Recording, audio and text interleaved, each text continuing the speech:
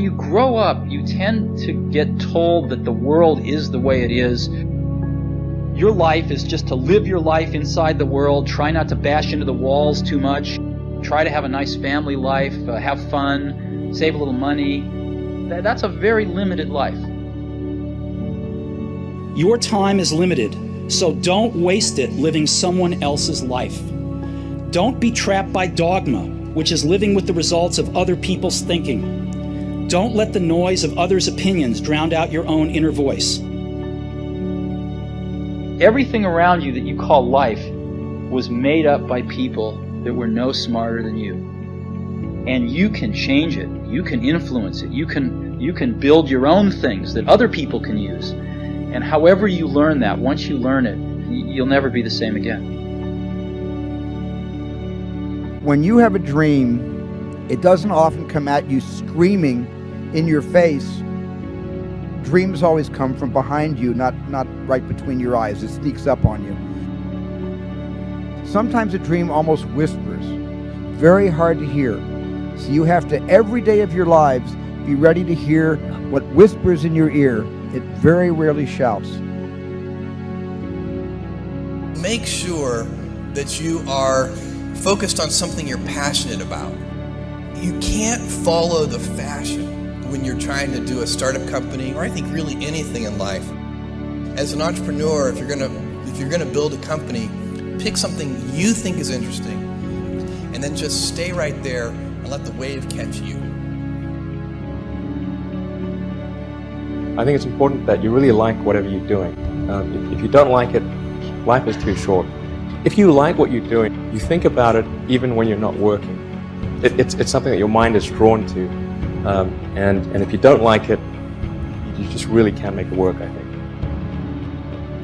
I'm convinced that the only thing that kept me going was that I loved what I did. You've got to find what you love.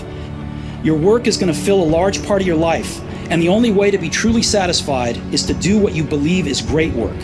And the only way to do great work is to love what you do. If you haven't found it yet, keep looking and don't settle. The only thing you really have in your life is time. If you invest that time in yourself to have great experiences that are going to enrich you, then you can't possibly lose. I don't know how you can make any pioneering movements in the world. Whatever it is that you want to do, there's going to be risk in your life.